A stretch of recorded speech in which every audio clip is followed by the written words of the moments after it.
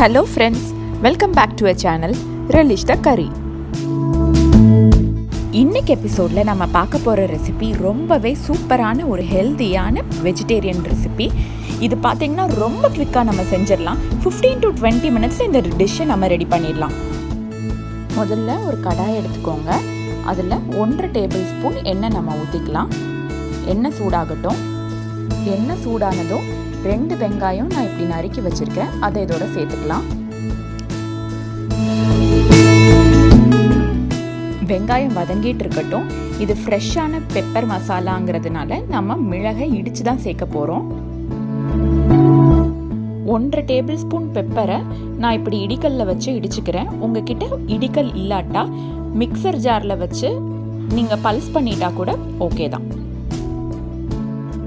இப்போ வதங்கிட்டு இருக்க வெங்காயத்தோட கொஞ்சம் கறிவேப்பிலை சேர்த்துக்கிறேன். கூடவே 2 பச்சை மிளகாய் நறுக்குனது, 1 டேபிள்ஸ்பூன் இஞ்சி பூண்டு விழுது, தேவையான அளவு உப்பும் நான் சேர்த்துக்கிறேன். சேர்த்துட்டு இது எல்லாத்தையும் சேர்த்து நம்ம நல்லா வதக்கிக்கலாம்.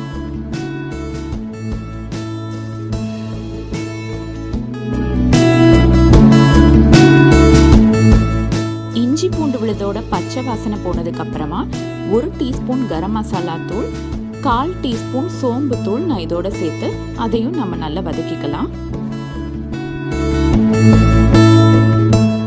இப்ப நம்ம ஃப்ரெஷ்ஷா இடிச்சு வச்சிருக்கிற மிளகுத்தூள்ல 1 டேபிள்ஸ்பூன் நாம இதோட சேர்த்துக்கலாம்.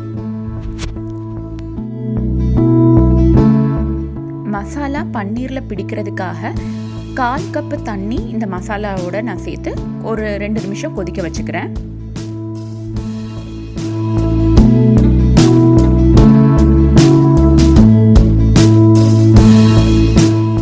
மூடி போட்டு நான் இப்போ 2 நிமிஷம் இதை குக் பண்ணி எடுத்துக்கிறேன்.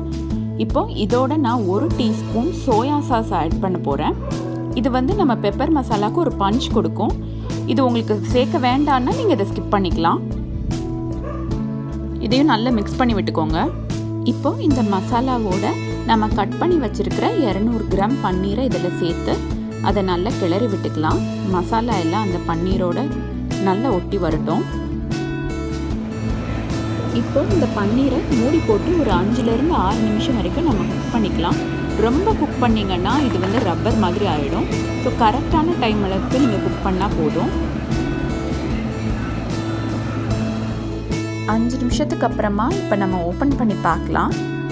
பன்னீர் இந்த மசாலாவோட சேர்ந்து நல்லா மிக்ஸ் ஆகிட்டு இருக்கு. நல்லா குக் ஆகிடுச்சு.